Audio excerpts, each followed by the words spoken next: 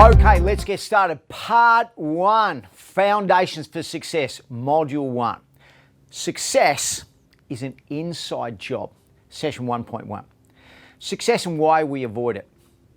Now, in your audio, you can listen to 7 steps to success strategy, the audio called Success, worth you doing. And track 2, what is success? The following, though, is adapted from it. So you can listen to me or listen to it in the car, whatever you would like to do. Or, you know what? Do both and listen to it in the car 30, 40, 50 times. Why? So that it goes into every cell of your body. What is success? Well, a good definition of success, some people describe others as successful because of the wealth they've accumulated and the toys they've acquired. Sure, they can represent a reward for their achievement, but achieving is what defines those people and defines their success. For me, a definition of success I can work with has to be holistic. What I'm doing, the success path I choose to walk down, must do 4 things. It must, firstly, be an outlet for my creative energy. It must challenge my mental capacity, be rewarding to me, and benefit others.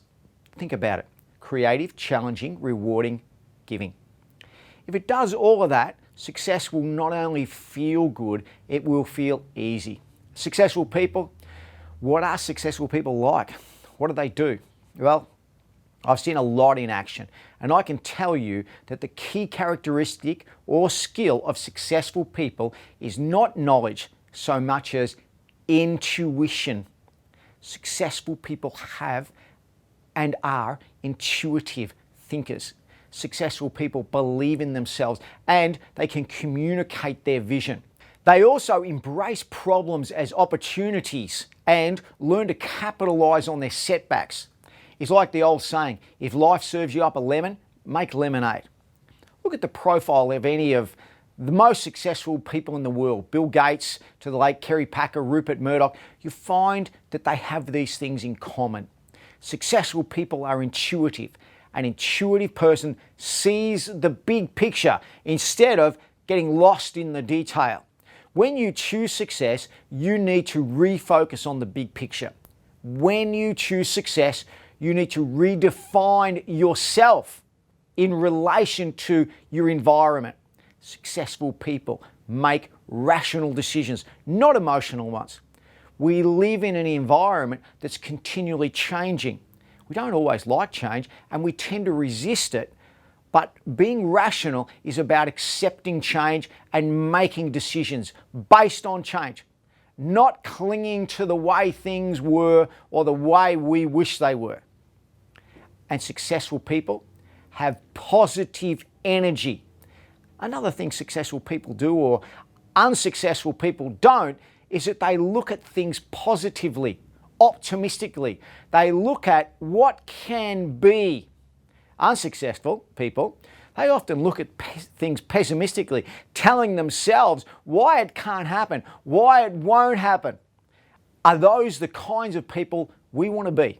It's one of the reasons I don't listen to the news, watch the news, or read the papers. So, what's the type of person we need to be? Successful people are willing to learn. They learn from their own mistakes and setbacks, accepting them as good information for doing something different the next time. They're also willing to learn from other people. Good followers become good leaders because they absorb and initiate the behavior of successful people.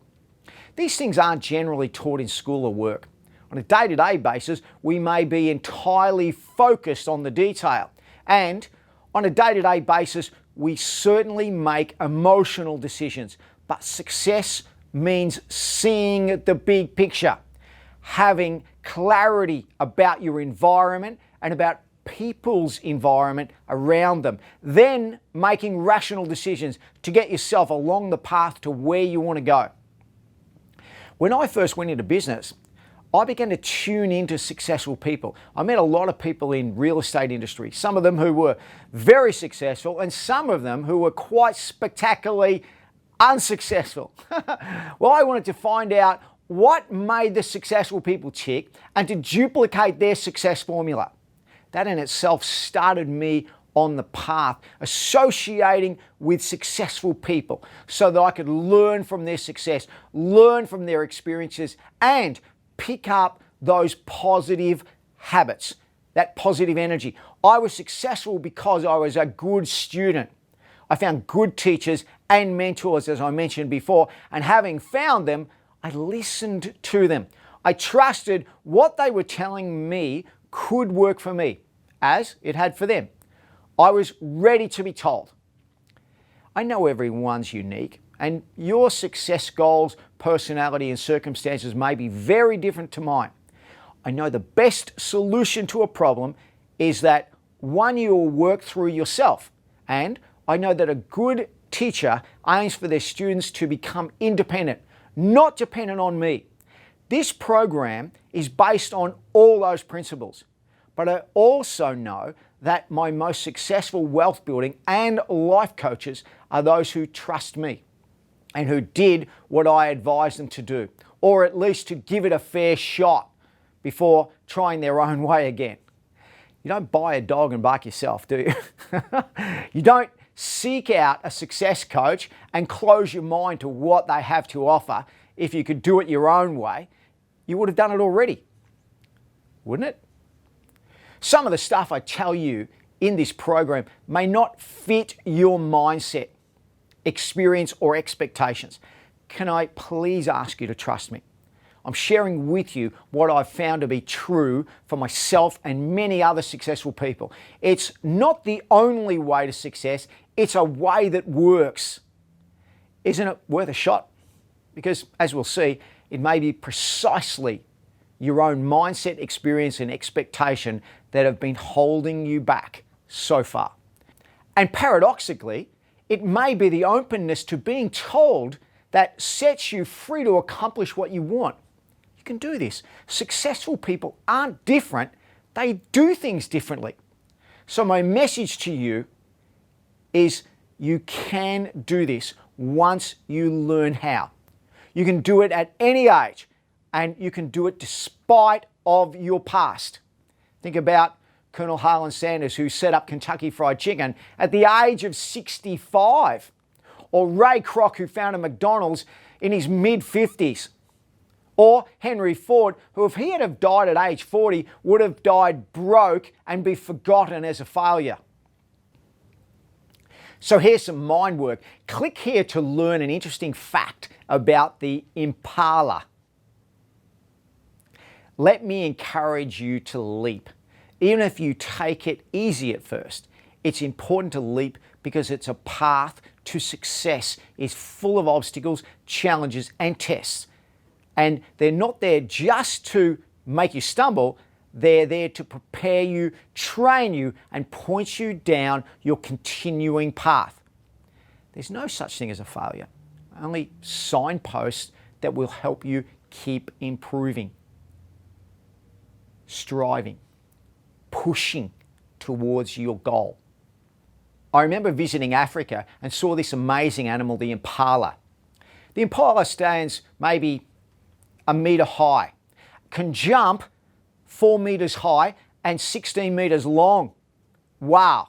But I came back home and saw them kept in a fence 1.2 metres high, so just above their head. And I went up to the zookeeper and said, hey, how can you keep these things in a fence this high when I've seen them jump 3 times higher than this and longer? And he said the impala will never jump over anything. It can't see where its feet are going to land.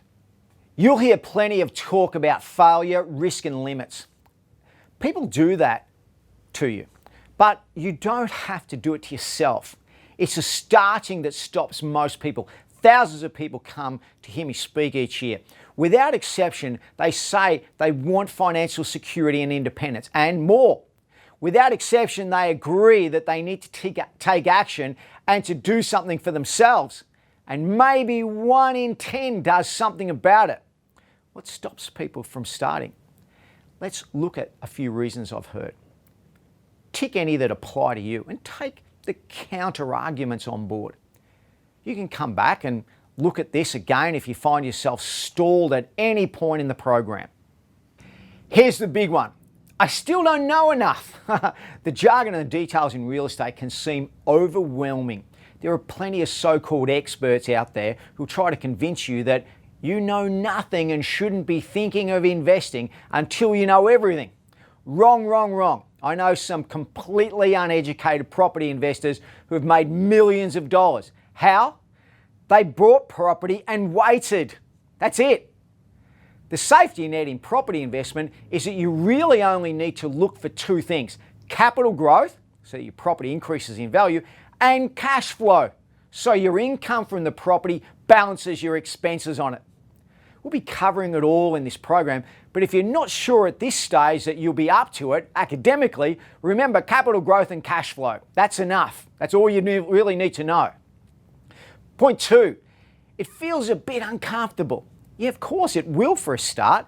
You're going into unknown territory, and it's possible you might make a fool of yourself when you walk into a real estate agent's office and ask to talk to them about listings of investment properties. But don't worry about it. I made an idiot of myself plenty of times. I still do. And surely when I was starting out. The fact is, it doesn't stop people dealing with you. If you put your hand up and say, hey, I'm a property investor, people will want to talk to you. If all you do is listen for a while, you'll be moving forward. Point three, I'm afraid I'll make mistakes. Well, you might.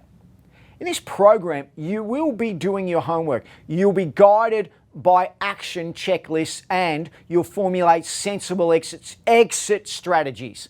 You won't be encouraged to invest until you genuinely feel secure with the level of risk. So there won't be anything you can't deal with and learn from. Your main mistake will probably be in handling agents and negotiating deals for the first time. Worst case scenario, you just walk away. There's always another deal around the corner. But remember the Impala. Point four, I didn't feel I was getting anywhere. Well, Chinese philosopher Lao Tzu said, the journey of 1,000 miles begins with that one step. Each step on your success journey, not just the first, is moving you forward. If you keep going, you find you get into a rhythm and you will build up momentum.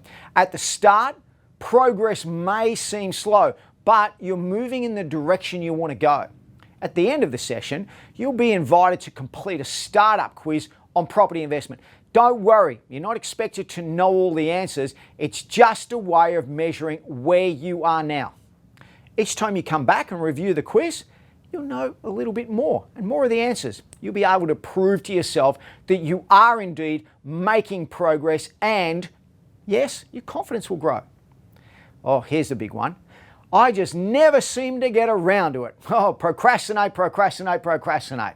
This is a problem. Okay, you might be busy. Perhaps you don't spend hours a week watching TV or sitting waiting for a train or appointments. Perhaps you have other priorities. When you're ready to choose success, you will find that 2 or 3 hours a week to spend on your development and your future. In my experience though, excuses like this are a cop-out and a cover-up. When you take the first step in a long journey as you head towards the outer edge of your comfort zone, funny things happen. Confronted with the unknown, your mind can conjure up all sorts of fears, downsides, what ifs, perhaps, I'd better not, general excuses for slowing you down and stopping or never starting. Remember the Impala, the Impala, the Impala. Standing still isn't an option. If you're standing still, you're going backwards and your financial future passes you by. Let's look at some of the thinking that might sabotage your wealth building. Know your enemies. I don't have any startup money. This isn't an excuse to be passive. It's an opportunity to be creative. Most people become wealthy using other people's money. Look at public companies, the great startups, McDonald's, KFC, Ford, Microsoft, Apple, Mac, Dell, all of them. They all started with an idea and a business plan. The money followed, and it can for you too. Tell your little negative voice to keep quiet while you keep listening to me. Can't be both talking at the same time, can we? Oh, I don't have the education. Well, in my experience, this can be an advantage. After coaching thousands of people, I've found that tertiary education and tertiary educated people, professionals, solicitors, accountants, etc., like trained, are very left brain. That is, they get bogged down in the detail and miss the big picture, eliminating all of the risk rather than making creative deals. Or they get analysis paralysis and end up doing nothing. Back yourself, if only as far as it takes to give it a fair go. Oh, well, I don't need to build wealth because I've got superannuation? Is that what you're saying to me? Some savings? Some shares? Sorry, but that's not how it works. 90% of Australians will retire on an income well below the median wage. To retire on an income today of $60,000 a year, you need somewhere between $2 and $3 million plus to own your own home. Have you got that? Have you got it in super? What's your plan to build up that sort of assets in the time you have until you retire? Oh, but I'm not comfortable being materialistic. God, you don't have to be. You don't have to be creating and building wealth. It's about financial responsibility. Today, there are less than 6 taxpayers per pensioner. And if the demographic trends to continue, we're going to end up in the next 20 years with maybe 2 or 3 taxpayers per pensioner. Wouldn't you like to take yourself out of that statistic? Creating and building wealth also empowers us to give something back to our community, helping children at risk. And that's what I do with the Toogoolawah schools. That's been my driving motivator and been personally one of the most rewarding investments I've ever made. What causes are you passionate about that could do with some extra funding or business skills? I guarantee you won't have to look far. In the afterward, at the end of the modules, in this program, I'll give you some ideas of finding personal development, purpose and fulfillment through the wealth building journey. If it's an area that interests or concerns you, don't wait for the end of the program. Check it out in the afterward now. As I guide you through your wealth building activities, I will make sure that they match your core values and relationships. And we're going to work on that. It's very important. Oh, but John, I'm skeptical. Good. Another advantage, you ask tough questions that will prepare and protect you and as you pursue your goals. In this program, that's fine, in fact. It's actively encouraged. There's sharks out there, and you're right to be wary. But there's a fine line between being skeptical and being cynical. If you don't think it can be done, or you can't see any point doing it, then you have a problem. All I can say is, even though there are sharks out there, you won't get anywhere unless you put a toe in the water. My family, friends, colleagues will rib me. Yeah, I got that. And you'll set yourself apart from the majority of people who don't set goals. Don't take risks and retire. They're going to retire on the poverty line. You may need to redefine your relationships with some people as you pursue your goals, which may be beyond their expectations. It's up to you to decide what's more important and what your peers have a right to demand of you. We'll work on this in later sessions. I'm worried about debt, John. Debt's a four-letter word. That's the old saying. And that's what our parents and grandparents used to tell us, to be wary of it. But there's a positive debt and negative debt. Negative debt is borrowing to buy assets that decrease in value.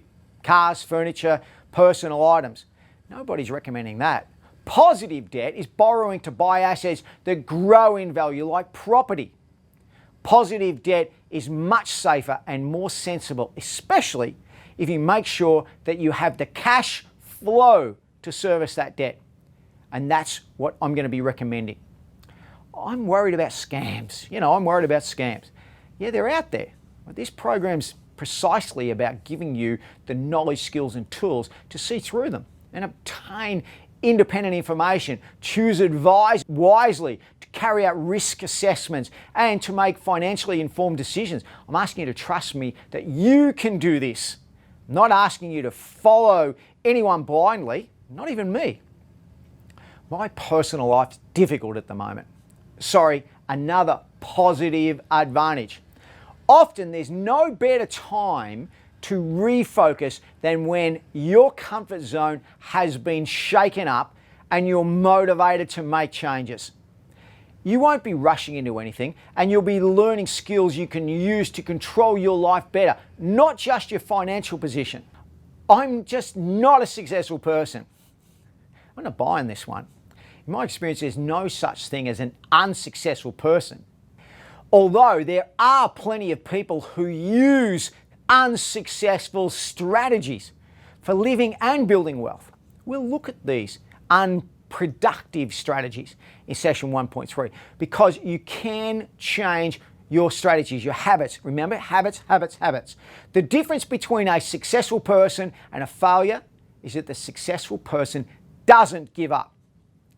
Something has to happen before I can motivate myself. If this is true for you, you may be operating from a reactive strategy.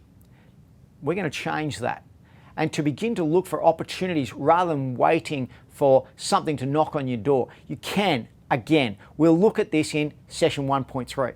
Okay, that's enough for now, enough for us to think about. Before we go on though, what I want you to do is read chapter 1 of 7 Steps, this book. Really important.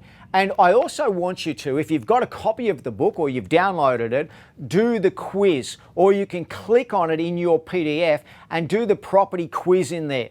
That'll just see where we're starting from a property perspective. You can also click on the answers to find out how many you got right or wrong. So no problem there to see where we're tracking, but that'll be some good homework for you right now. And also to recap on some of the things that I touched on that might have been a raw nerve for you in relation to your mindset before we really dig in.